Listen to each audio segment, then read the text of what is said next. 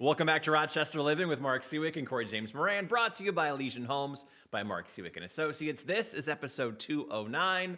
Mark, how are you? I'm great, bud. How you doing? Doing really, really well. Fantastic guest. Perfect timing for this guest as well. We have the festival producer and executive director for the Rochester Fringe Festival, Erica Fee.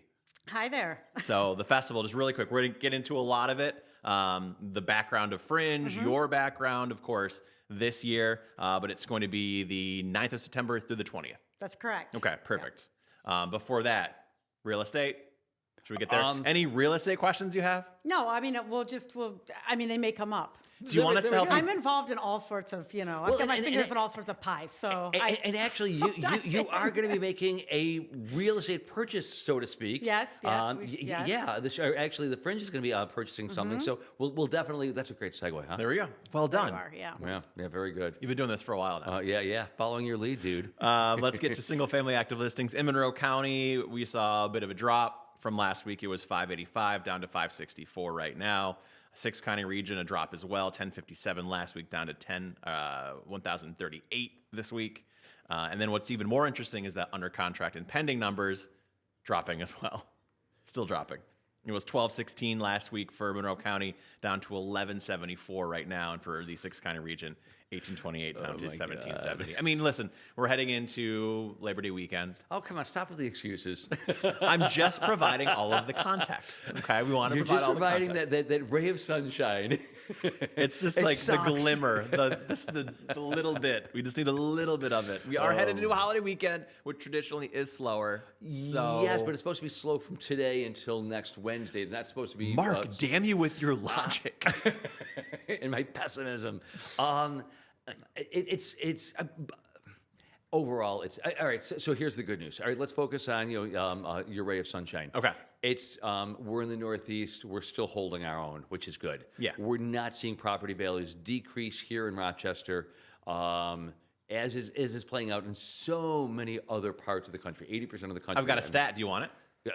Yes, bring it on. So, according to Zillow, you know how much we love Zillow. Yeah. But Rochester home values rose 3.8% from July of last year to July of this year, and projection is set to climb another 2.6 for next July. Okay. So again, we're still going up. It's not the 14% gigantic jump we saw, a few years back, but it's still something. Yeah. I mean, this is kind of back to what you always said was the norm for Rochester. 3%, give or take, year over year. Right. Yeah, 3%, 4%. And we may very well be headed toward that again.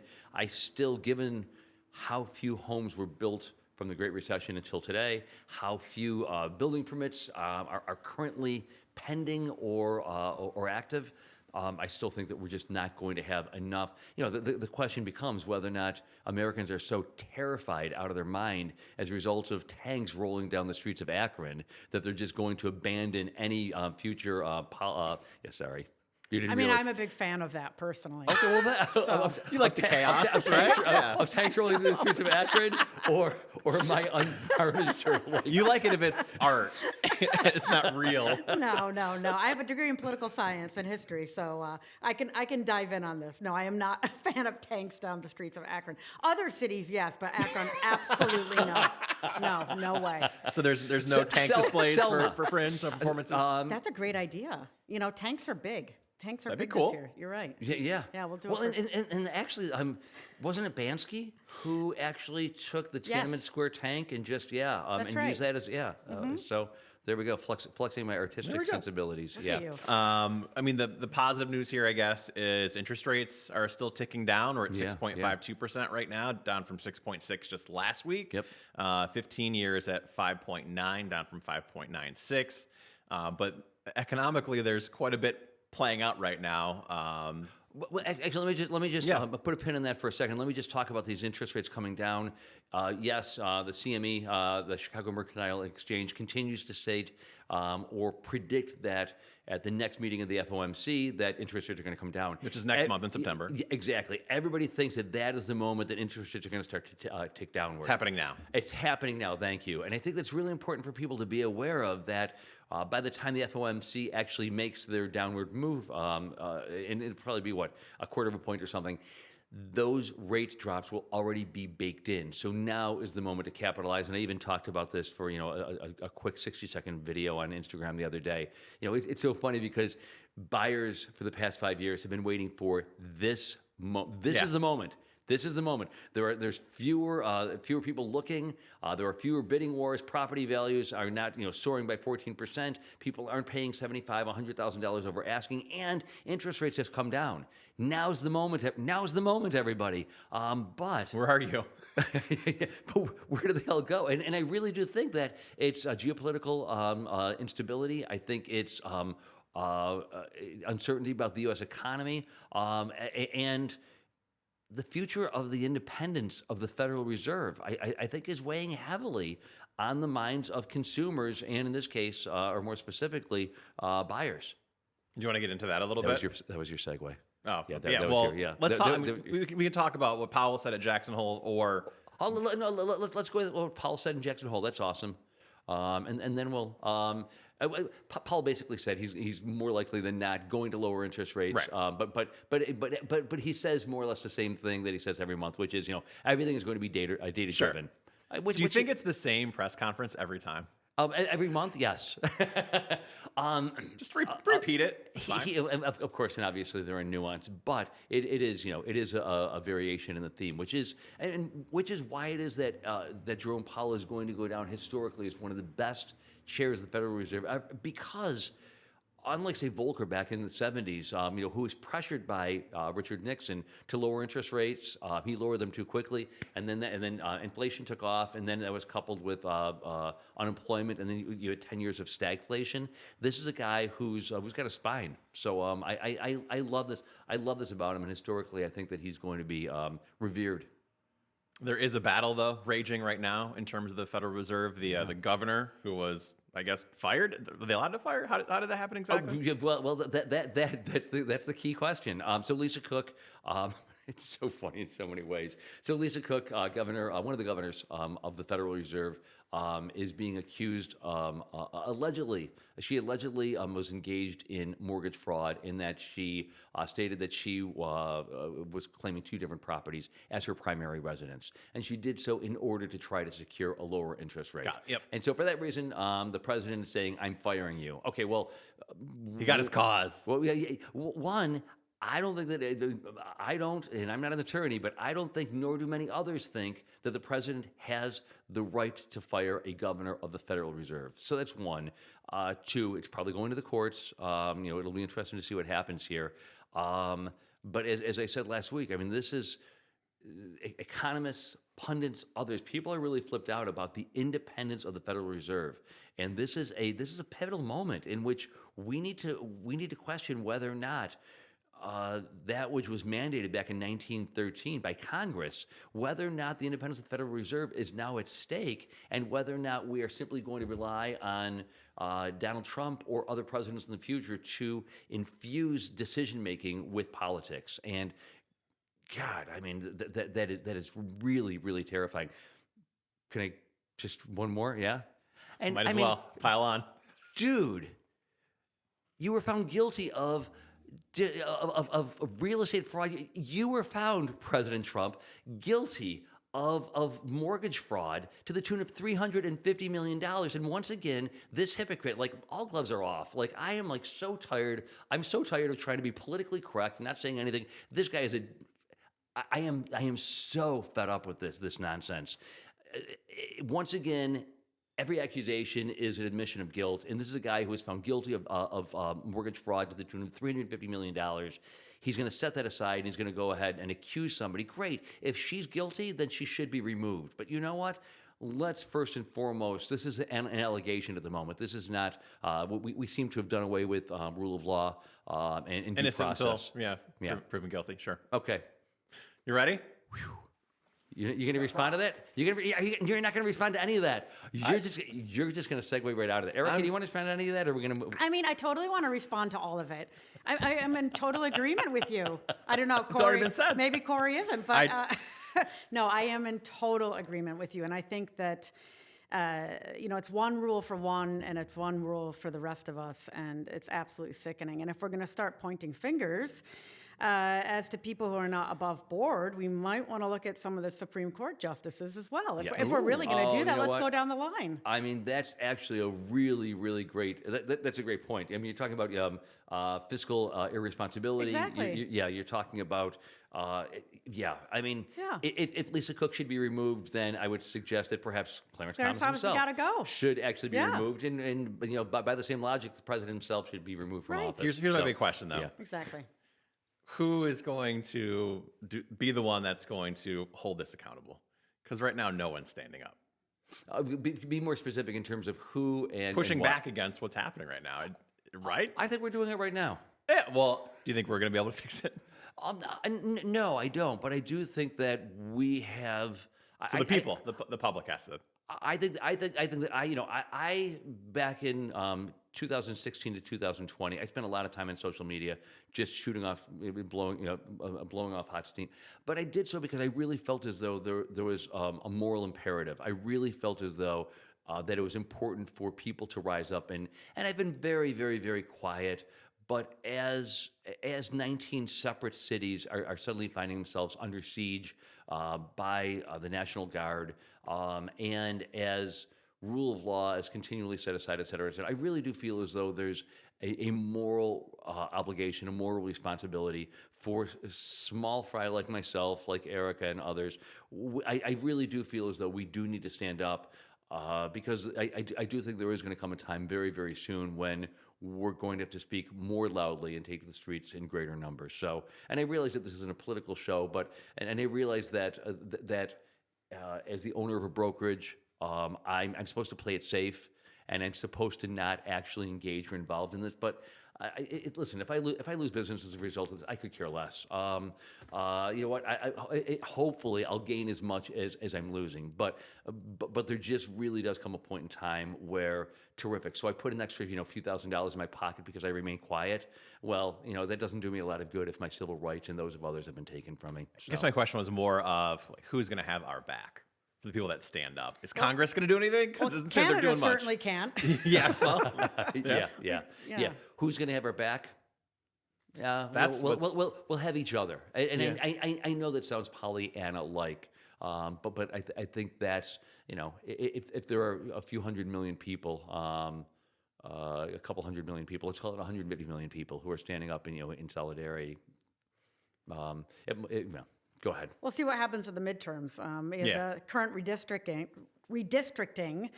I think, is going to have greater effect than many Americans currently realize. So it's California versus Texas right now, and that's going to affect all of us. Yeah, and we'll see what other states.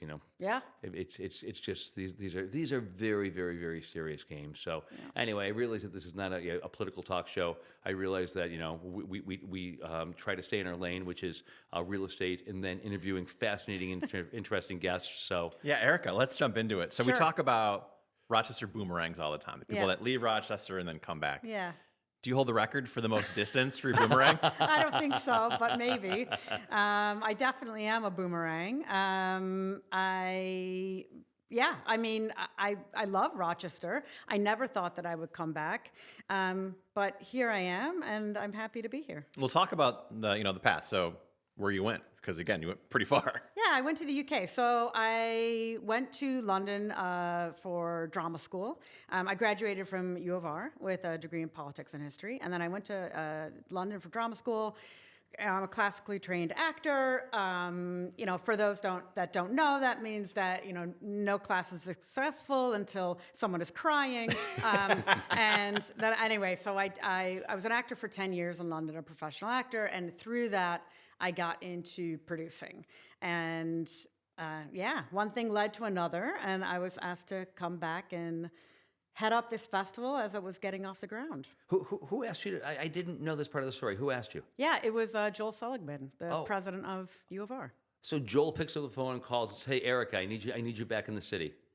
Basically, yeah. So wow. So Joel had started meetings in 2008. He wanted to hold some sort of performing arts festival for Rochester. And in 2009, I met Joel. In early 2009, I met him in London at at an event, an alumni event at the Dorchester. Pinkies up, way up. Wow. Yeah. And I got talking to him, and then I happened to be back in town in the summer of 2009. My uncle, who is originally from Rochester, had become the president of the American Medical Association. So I had attended his inauguration. I was like an AMA princess at that, so that was Wow. great. And Obama was there, and it was all a big deal. And so I happened to be back in Rochester for a week. And during that time, I was speaking to Nigel Master, who's the head of the theater program at the University of Rochester. And I said to him, why do you think it is that Rochester doesn't have a fringe festival? Because I had been very involved in the Edinburgh Fringe, which is the largest arts festival in the world. And in terms of event size, you have Olympics #1, World Cup #2, and Edinburgh Fringe #3. Wow. So it's a massive, Yeah. massive event. And it's resulted in about 250 fringe festivals worldwide, all independent and reflective of their own communities. And he said, it's funny that you should ask this. You should go and meet with the president of the university. And I kind of said, well, I don't really think that I'm going to be getting an appointment with Joel Seligman on my week back. You know, it doesn't really Swan Inn. That's like a fine dining restaurant in New York, you know, a restaurant reservation in New York, and it's going to take you 4 months. But anyway, one thing led to another. I attended a steering committee meeting. And like I said, they had been meeting for a year at that point. And I threw my hat in the ring to run it. Wow. And then I put together a proposal, and I thought, what am I doing? Because I had my own production company in Soho, in London, and I thought, this Erica, do you know what you're getting yourself into here? I mean, yes and no. And they said, you know, would you come back and head it up? That's what happened. Great. That's a great story. And it was an overnight success, 4 years in the making. So our first festival was 2012. Okay. And a lot of people were very surprised. Oh, you know, you've landed on your feet with this one. And, you know, we had a lot of comments like that. And I was like, well, actually, we've been working on this I've been working on it full time at that point for 3 years. Some people have been working on it for 4 years. Sure. Right. So, right. You know. And to your own horn here, I mean, top 5 in the world. Yeah, it's one of the biggest in the country, and ours is actually very unique. It's unfortunately, I get embarrassed by this phrase, and I shouldn't. It's now known as the Rochester model. There are different models. Okay. If you really want to, let the winter nights fly by, I can give you all sorts of information on Fringe Festival models. But we are called the Rochester model because we're bifurcated. So we have a section that is like the Edinburgh Fringe, and it's curated by the venues themselves. And that allows for incredible access and an incredible diversity of programming. We don't have a committee programming everything, which is fantastic. But we also have a section that we ourselves curate.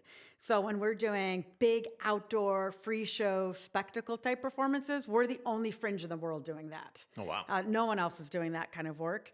We're also bringing in comedy headliners, and we bring in a Spiegel tent, and et cetera, et cetera. I mean, Chelsea Handler this year. Yeah. We've had Eddie Izzard. We've had Mike Birbiglia, John Mulaney, Mark Maron, Patton Oswalt, Tig Notaro. The list goes on and on. Wow. So every year we have a big deal comedy headliner at Eastman Theater, and this year we do on September 13th. That's fantastic. I mean, in the scale of this event, this is the biggest. It's going to be the biggest one now, right? So we have about 650 performances over 39 venues. My God. My head is spinning just from the logistics of trying to. My head is spinning too. I bet. Join the club. Well, and the fact that this is all playing out starting next week, and that you're sitting here with us is just unbelievable. Like, thank you so much. This is my rest period. Good. Yeah, so it's a big deal. There are a lot of moving parts, but it really takes a city to raise a Fringe, and because we have all of these partner venues who are programming their own lineups, we are all in this together. So there's a lot of skin in the game, and it's really a beautiful thing when it all clicks.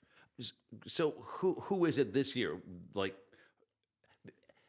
the Fringe has brought really interesting people through the past. And then a few years later, you're like, oh my God, I remember. Who is it this year? Who does everybody need to go and see? Gosh, and I have no favorite children, so that's the thing. I mean, okay. someone asked me this the other day. They said, what's the biggest name that you brought in? Who then made it big? And I said, like, when we had Nate Bargatze as a comedy headliner opener, and Yeah. I mean, he's kind of made it. Oh God, yeah. We've had a number of people. What really excites me about the Fringe is that you can attend these very different events. You can attend events in smaller spaces that are in unexpected places. There's just a huge range. I mean, we have venues that range from 4 parked cars, because we have plays in 4 parked cars, to Eastman Theater and Parcel 5. So there's something for everyone. That's good. So you're not going to. Maybe there are a few, two, 3, 4 that you got to go and see. There are some incredible events that we are curating ourselves. For instance, we bring in a Spiegel tent, which is, if people don't know what that is, it's gorgeous. And of course, you've been in the Spiegel tent many times. Belgian music hall. They became popular around the year 1900, and they have inlaid oak floors and stained glass windows and mirrors. Spiegel means mirror. And around 1900, they became apparently a fantastic way to flirt, because you could make eye contact without making eye contact. Oh, look at that. We think that there's still quite a bit of flirting going on in the Spiegel tent. We say what happens at the Spiegel tent stays in the Spiegel tent. So we have nightly entertainment in there. We have a brand new show, Cirque du Fringe Claws Out. We have this couple, Matt and Heidi, they are comedy partners. They're also married to each other, and they're based in Las Vegas. They come back every year. Matt creates a totally new show for us. This year we have all sorts of acts, everything from a swordsman to aerialists to things I can't even describe right now because I don't want to give it away. But Matt and Heidi headline a lot of the shows in Vegas. They've been in Absinthe, they've been in Opium, they've been in a lot of the big shows, and they're very, very funny. So what's different for this Cirque show versus others that people may have seen is that it's all linked by comedy, and there's a through line, which is pretty rare for a Cirque type show. So this is going to be very funny indeed. They're fired up, and there are a few secrets that will be only revealed to the audience. So I'm really excited about that. We also have other entertainment in the Spiegel tent, including Shotspire, which is going to be all new. This year it's Titus Andronicus. We've got that's the great. blood everywhere. Do you know Titus Andronicus? No. All you really need to know is that, people are being served their children for dinner. Oh, Yeah. okay, perfect. Yeah, Yes. It's Shakespeare's bloodiest play. Yeah. What could go wrong? Shockingly, it's not as most popular. Yeah. No. Yeah. Although it's a little bit more popular in the UK, funnily enough. Oh, So, well, and I think there it's we kind go. of trending right now for some reason. I know that, like me, Corey's got a million questions. I'm going to turn it over to you in just a second, but I just want to say, I've never had the privilege of saying this to you. Duffy and I attended our very first Spiegel tent in South Street Seaport, probably back in 2008 or something, and we were completely and absolutely blown away, and we were so desperate to attend another Spiegel tent. Yeah. But they had closed down, and they weren't being brought back to New York at that point in time. And then fast forward 3 or 4 years, and all of a sudden, we were so excited. Yeah. And they have not disappointed. They're just. And have you ever been to a Spiegel Oh, I have, tent? absolutely, yeah. Oh. But you still live. Oh, on that's East right. Side. Of course, sure. It's one of my favorite times of the year. Yeah. Oh my God, so great. So great. thank you. Yeah, personal thank you. Go ahead, bud. So in terms of these acts, I'm sure at this point, since you've grown so much, I'm sure there's a lot of people that come directly to you trying to be acts.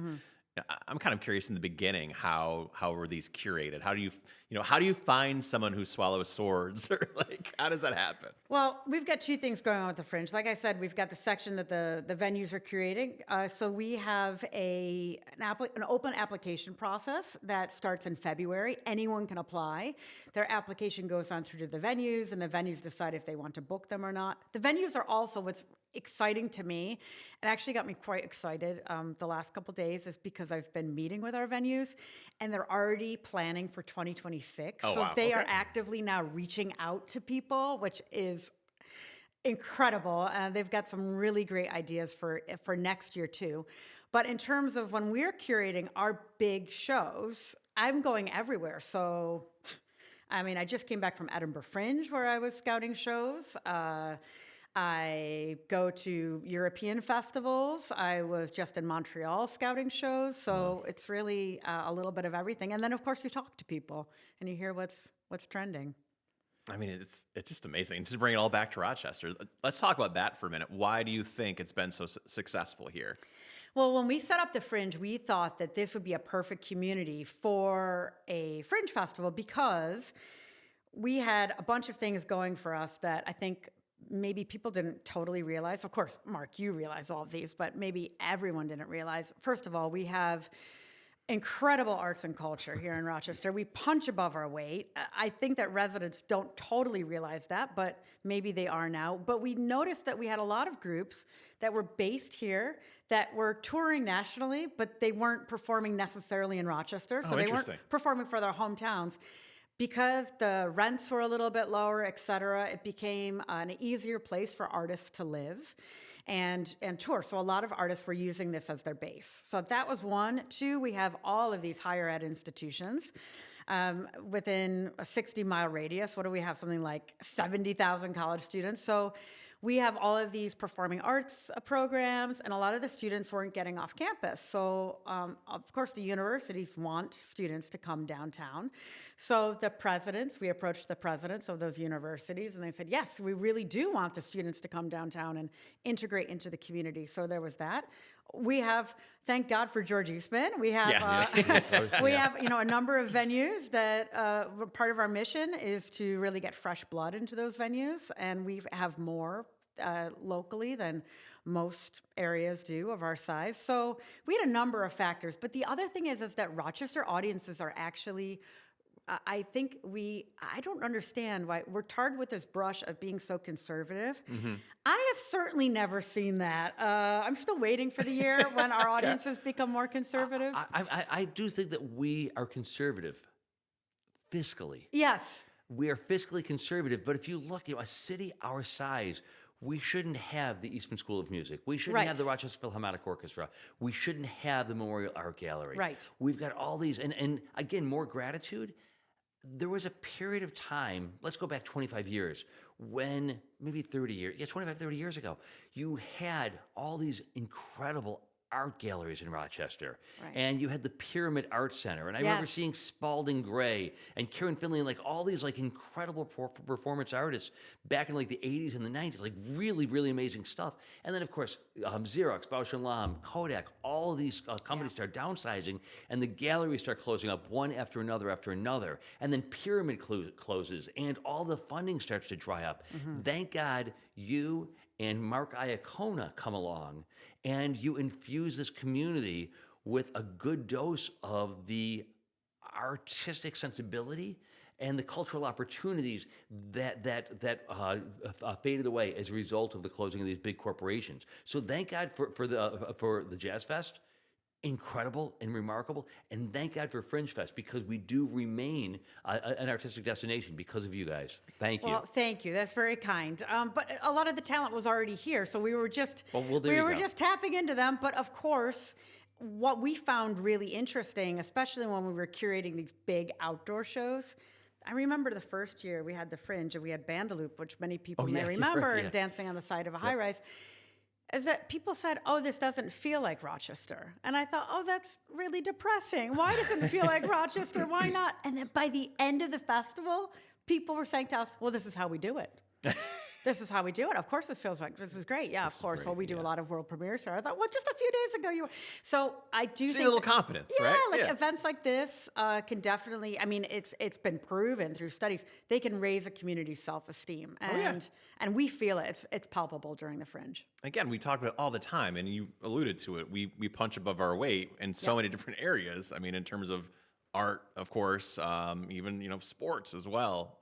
Anytime I bring somebody in from out of the area and give them a tour, it's always, we have things in our city that you wouldn't expect for a city of our size. For sure. That's kind of the fun of it, in my opinion. And to your point, Mark, I do agree that Rochesterians are fiscally conservative, but I haven't found them to be artistically conservative. And that was exactly my point. That is exactly the point. We have been fiscally conservative for years and years and years.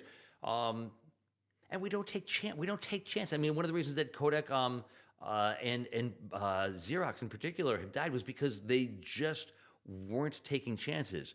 But there's this incredible legacy, thanks to, as you suggested, George Eastman and Margaret Woodbury Strong and all these other city fathers and mothers.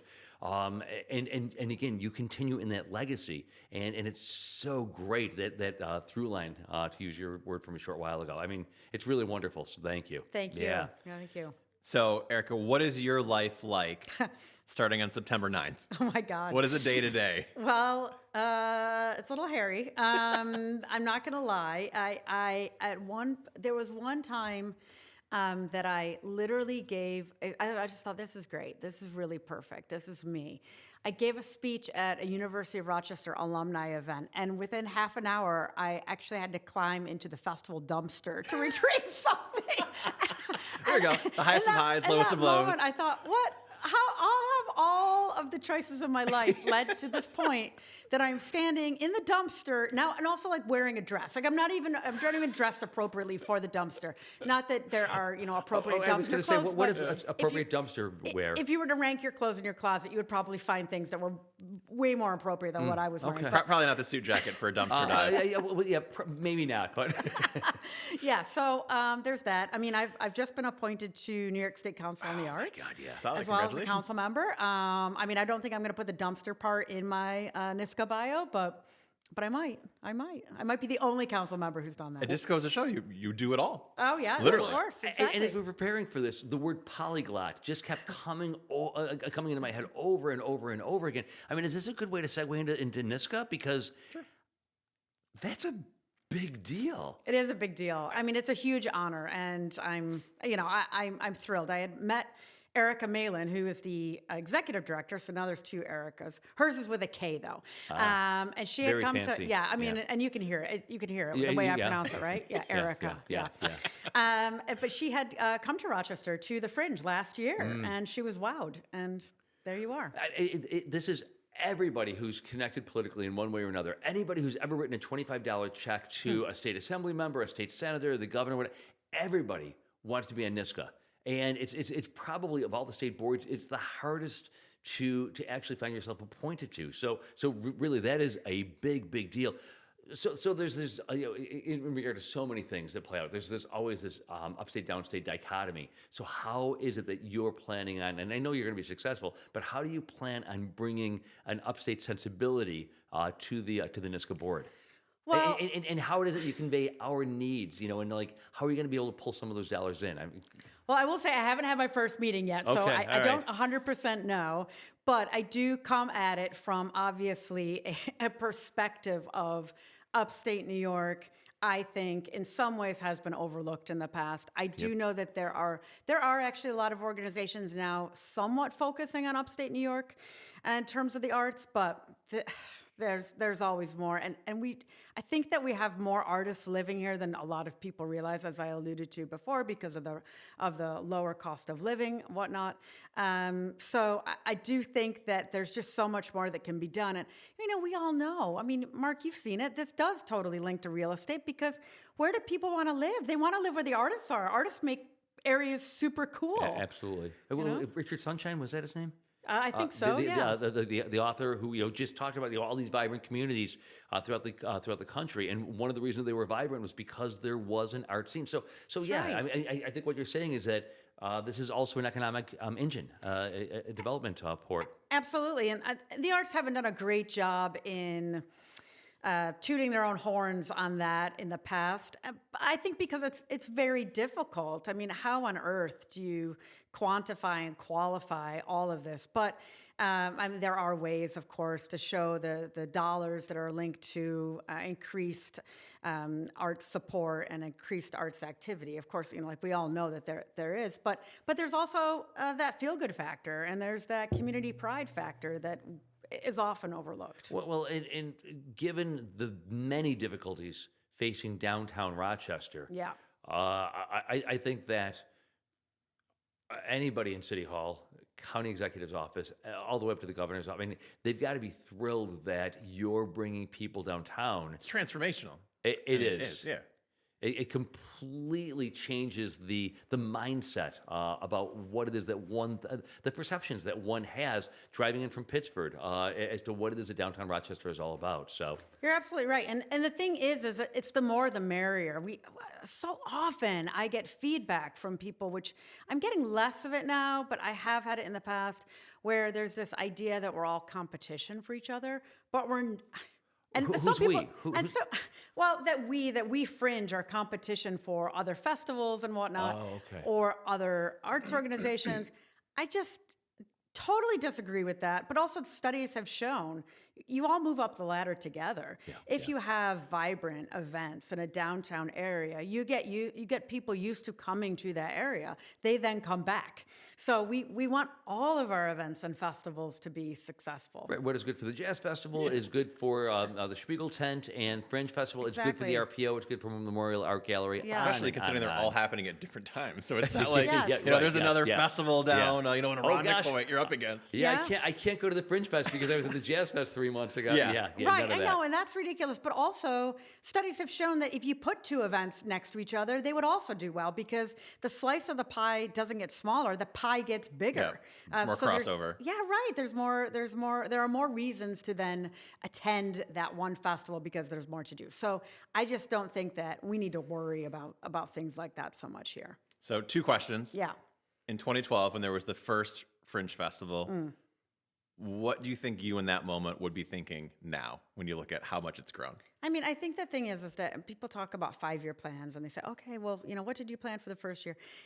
We were just trying to do it in many ways. I mean, there had been a huge economic study done on whether it would work or not. But at the end of the day, sometimes you just got to take a risk and do it and see if it works.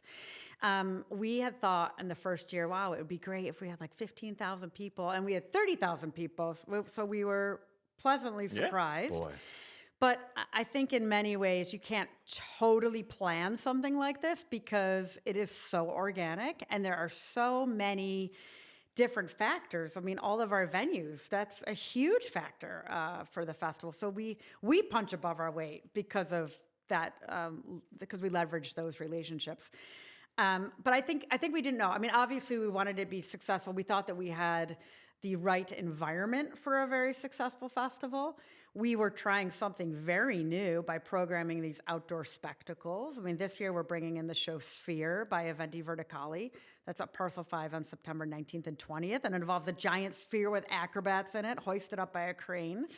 As one does. As one course, does. yeah, I mean, yeah. it's like a typical... It's Rochester. It's what we do. Yeah, right, Friday and Saturday night. But so we didn't know if that would work because no other Fringe Festival had tried that before. So I would be, I don't know, I think I'd be Pleasantly not surprised? surprised, Yeah. just like, okay, yeah, Content? it worked, yeah. All right, follow up. Where do you want this thing to grow? Well, How big can it get? I mean, Fringe Festivals can go absolutely massive. I mean, this can go absolutely huge because, like, when you're adding hubs to a festival, it's just the same idea as for real estate. You don't just add a venue here and a venue there. You want to add 3 venues at a time. So as we expand, we don't just add random spaces. We have inquiries all the time for the whole community, but we can expand. I mean, COVID hit the arts, as you know, very, very hard. We were closed the longest, et cetera, but now I'm seeing that it is finally rebounding. I mean, the performing arts has taken so long to come back, but it's finally coming back, it seems. And here's the other thing. I just read this article, and I think this is actually true. One of the things that is said to flourish under AI is the performing arts, because it cannot be replaced. There we go. That's actually that's a.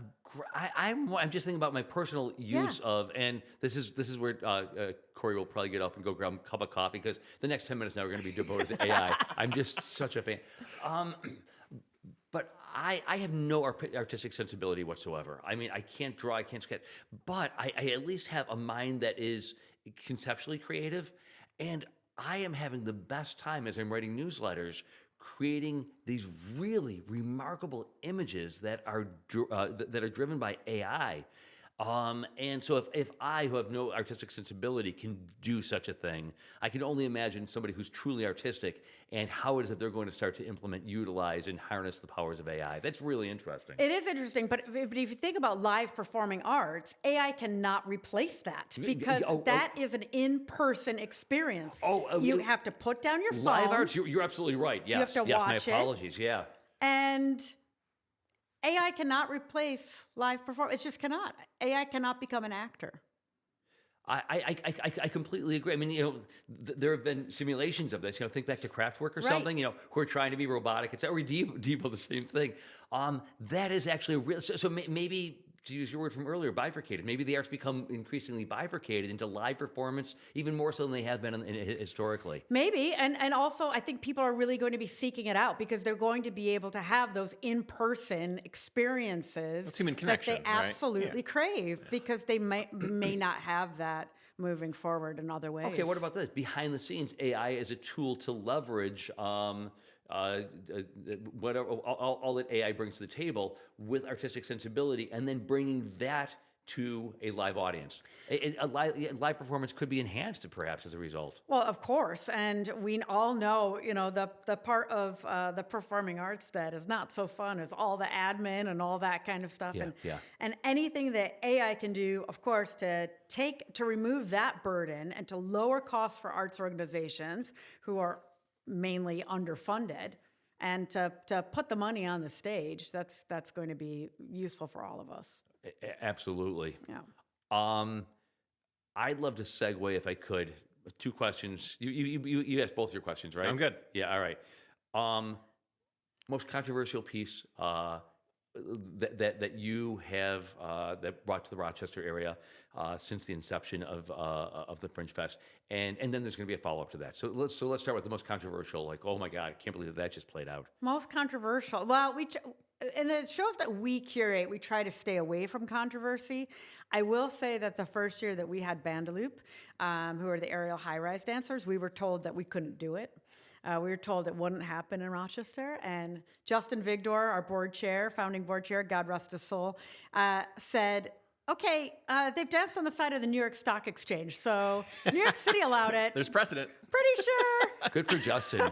That's great. And it was kind of funny because the next year it was just so embraced. It was like, oh, of course, this is how we do it. I was like, well, that's not really the attitude we had the first year. But so I think that was risk taking. Every year we're pushing the envelope, especially with our big outdoor shows. We try to play it somewhat safe, but we do try to offer something for everyone. So we do have children's shows, but we also have shows that are just for adults. And I know that was like a little controversial the first year, but sometimes adults need to go out on their own without children. And luckily, that's been basically embraced. All right. So the second question then is, in this day and age of, Cracker Barrel, we were talking about Cracker Barrel just before we started the tape. Yes. I still don't understand. Like, so that bearded guy, which I always thought was like a weird logo, but like it never offended me. Like I just thought it was the sort rocking of chair. Yeah. Is that what? I didn't even know, but I was like, that's sort of odd. And then they get rid of that guy, and then they replace it with sort of an anodyne sort of just Cracker Barrel, just 2 words. And MAGA lost their shit, and I'm like trying to figure out like what about that logo was just so controversial. And where am I going with this? So in this day and age of everything being so controversial, the art in particular, do you have any concerns about being a lightning rod? Are you concerned in some ways about losing funding? Are you concerned about being perceived? Because if the Cracker Barrel logo can be construed as some woke messaging, do you carry that into your job? Do you have worries? We do worry about it, and we are careful. We do think about it. We are an open access arts festival, however, and we have shows that are being curated by our venues. So there's always a degree of risk, but there's a degree of risk for everybody. I would hope that people would see that when you have 650 shows, that there's going to be some things that are not for everyone. Yeah. But yes, it's always a risk. On the whole, we try to play it pretty safe. while also pushing the envelope. But that's a very, very delicate balancing act. But then again, you're not bringing like Marina Abramovich or No. Karen Finley or somebody to Rochester. So, Right. Okay. So we do try to play it somewhat safe. I mean, it's the faux outrage. You can't. Yeah. Who cares? Yeah. Can we just segue for just a moment? Can we stop this interview just a second? Sure. Or maybe it's part. Can either of you tell me, like, what was the big controversy with this Cracker Barrel image? I mean, did you know both images? Like, the old guy in the rocking chair. Okay, great. The old white guy. Okay. All right, so was that what it was? Because but he was replaced by like just 2 words. What was so offensive about those about the banality of those 2 words or the image? I don't know if it was that specifically. It was when you get into an argument with your spouse, right? And it's the one little thing that you did that they flip out about, even though it was really like the 25 things before that they're really mad about. I think that's kind of what happened. So it was over nothing. Basically, yeah. Like I said, it's faux outrage. It's stupid. Well, so was the removal matter. of the older white man the issue? And then I think the anger from that side was that it was, this woke culture is taking everything away. And then, the logo, as you said, was just so nothing. Like there was nothing. It was literally just words. It was 2 words. It was So they're taking away our culture, Huh. I don't care. So But and then we'll get back. This company's probably going to go bankrupt at this point in time because you've got all of MAGA who's upset with them, and now you got everybody who's actually got a brain cell or 2 who's upset with them. So who's left? I don't know. I said it earlier when we talked about it. Is it terrible PR or does it fall into the category of there's no news? What is it? There's no bad news, basically, because Cracker Barrel is now something we're talking about. Right, it's on people's minds. Well, it is, but that doesn't mean that I'm suddenly going to be compelled to go in and eat a terrible bowl of Wouldn't grits. have anyway. Like I don't even. What the hell do they serve there anyway? I was just going to say, is it? And so this shows, I guess, my unawareness. Is Cracker Barrel? Aren't they buffet based? I have no. I don't think so. I think it's a sit down. I Is honestly. it like Old Country Buffet? Tim, No, you different. eat in Cracker Barrel all the time, don't you? By the way, Old Country Buffet, their mac and cheese, amazing. Oh, come on, wait. Tim is actually okay. in there. Of course. So wait, you got to tell like what is? Sit-down restaurant. Yeah. It's old-style country type food. So do they serve grits there? Did I get that comfort right? They do serve grits, yes. So yeah, All right. What else? it's like a basically old country farm style restaurant. Yeah. They have their own country store and all of that. And now it's being taken away. That was part of it, was the fact that they took out the country store in the logo as well, because that's where they were based. They were based off of an old farmhouse Yeah. style meal, and that's the roots of where they are. Now they're saying that just because it's based on an old plantation home of where everything originally started, by changing that, you're getting away from the roots, which is why it's being called. It's tearing down the Confederate statues all over again. Yeah, well, and that's really all right. Listen, I think there are probably a few more important We're gonna have things. to dive into this. Yeah, Yeah. the engagement. Obviously, we haven't talked about it yet. How's this possible? Well, Oh, the I thought you were reality. talking about the clicks about Cracker Barrel. No, the other That too. engagement. Yes, the other engagement. Oh, the Taylor Swift Are we engagement. going there? I guess Yeah, so. we're shifted. Pop culture. We've made it to pop culture. God, I mean, What do you care more about, Cracker Barrel or the engagement? I care about the fact that I own an old mine cut diamond. Ooh. And apparently the value of those are now skyrocketing Because of this? of her you old own a blood mine diamond. Cut. Get no, out it's of mine cut. leave our studio. So I didn't say it was a blood I am diamond. It's very outraged. old. It's very old. Pre-blood, before they used to, in the good old days when they had no wars.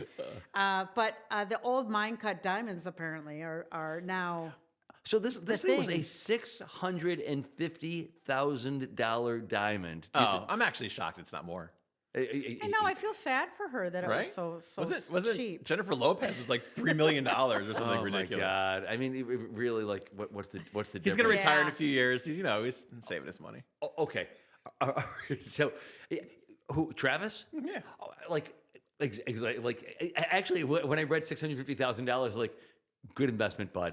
That's a really good investment because you're about to marry a billionaire. Yeah. Right. Yeah, so true. like, That's true. It's good buy-in. Yeah. So like, spend all that you want because it's coming back to you. Spend all that you want. 20-fold. Is there still the fringe of people out there that believe this is still set up?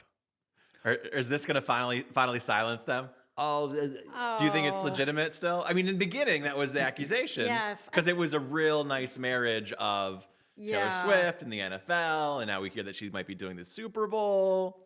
I don't think it's, I mean, I'm sure, of course, there's going to be conspiracy theorists. Of course, always, People yeah. are losing their mind over Cracker Barrel, so we can't really judge, can we? True, fair. So, of course, some people will say that. Actually, But I had heard that Taylor Swift was the reason why it is that the Cracker Barrel logo was changed in the first place. It's her fault, Yeah, obviously. it's all her fault. All right, so do you? I'm going to ask you the same question. Does this resonate with you in any way whatsoever? Culturally, are you titillated by it? Are you excited? Do you give a shit? I am amused by the reaction Okay.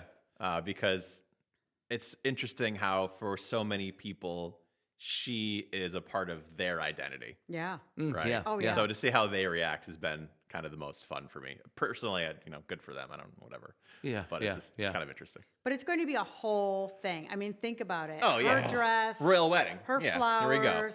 every single bit of it. Well, I will- am convinced that Kansas City is going to have a shitty year because Travis very Kelce, distracted. He is going to be so focused on the color of those bridesmaids' dresses. Sure. Oh, and then there's Wouldn't that, be. right? Listen, Yeah. there was Diana and Charles. Ugh. Paling in Yeah. comparison to exactly what it is like. Yeah.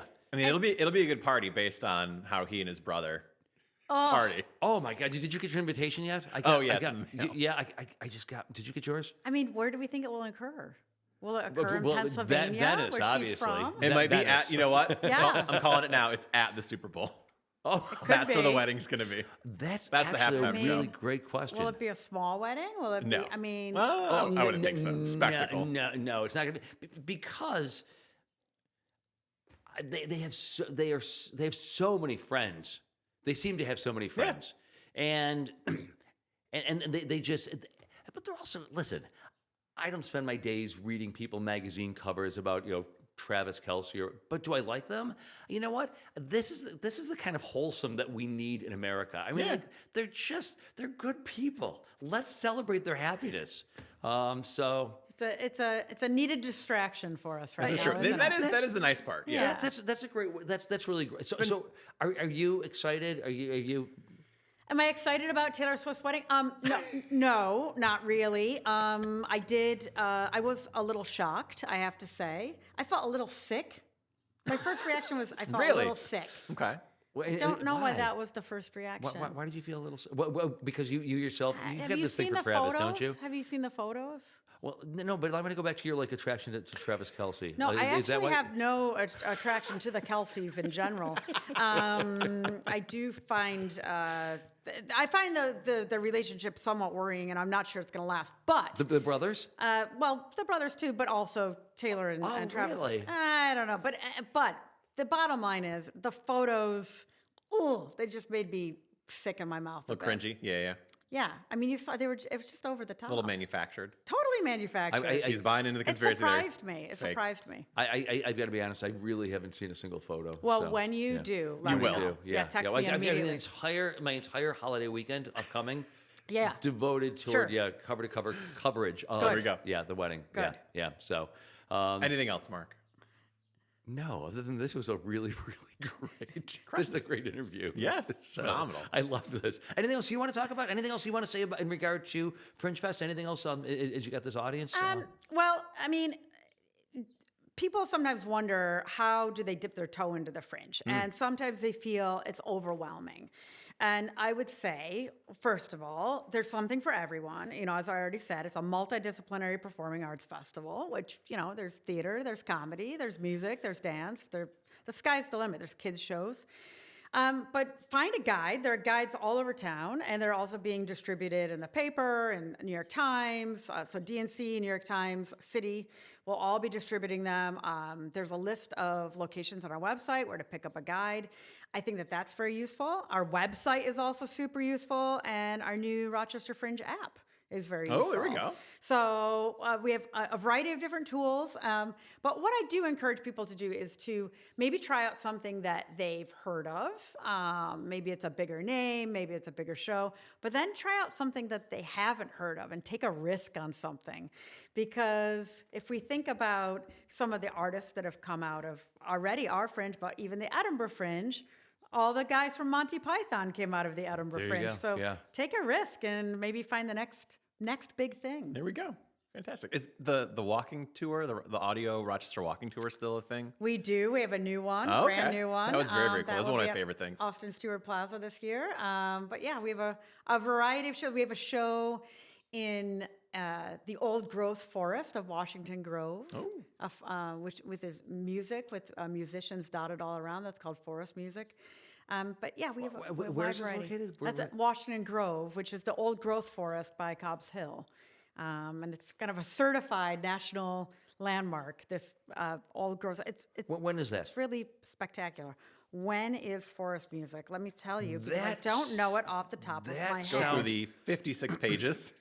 I think, okay, correct me if I'm wrong, I think it's on September 13th, but I'm going to look. This will be my test. We're going. Yeah, I'd That love to. sounds- It That is. sounds I was awesome. Tim, are you right. in? Tim, are you I in, was bud? right. Nailed it. Look at that. I was right. It's September 13th at 4:30. I mean, only Yeah. 650 acts to keep track of. Of I course got you knew that the one. date. At 4:30. Yeah. Oh, that's awesome. Okay, so Yeah. the entire, and you said it's Cobb's Hill? That's it. Yeah. It's near Cobb's Hill, Washington Grove. And Which is right across the street from our office. Yeah, so we Literally, have everybody's that going to at take off 4:30. early, and Come we're all on, going to there walk we go. across the street. we have Chelsea Handler that night, so There it's we going to go. be a big day. That'll be boring. I mean, it's going to be, yeah, it'll be very boring. I'm sure she'll Snooze say fest, nothing yeah, Jesus. controversial. Yes, We'll not just controversial at all. all Yeah. keep our fingers crossed that she talks about Andrew Cuomo, because she talked about him in her latest Netflix special. I don't know if you've watched it. Oh, I haven't seen it It's yet. absolutely brilliant. But, they had a little bit of a dalliance. And it's She- juicy. Juicy. Oh, I'm having a hard time you know that Yeah. sort of feeling that you Yeah, had yeah. about Travis, and I'm sort of Well, yeah, that's You're there now. yeah. Yeah. Well, yeah, it's true. She's got range. I mean, 50 Cent to Yeah, Andrew Cuomo. Come on. that's right. Oh, yeah. He's been very, very vocal about that.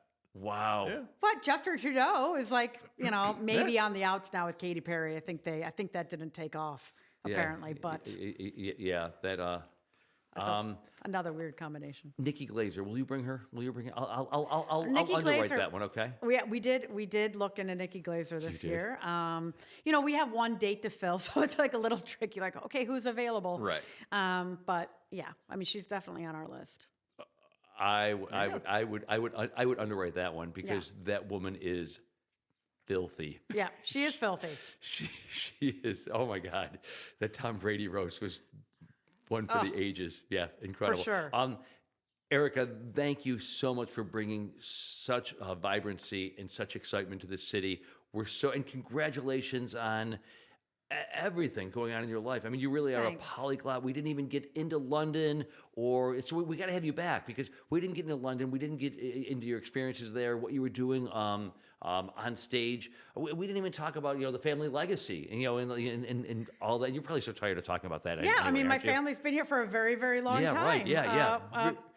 We are We're Rochester pioneers, so we can talk about that. Yeah, we're another going to say time. that for next time because Yeah. we are going to have you again. This is just awesome. So thank you so much for taking time out of a week and a half from now. Your life is completely turned upside down. Right now it's Unhinged. just halfway. Yes, it's going to be unhinged. There it is. Erica, thank you so much. Thank you. And thank you so much for watching and listening. We'll talk to you again next week.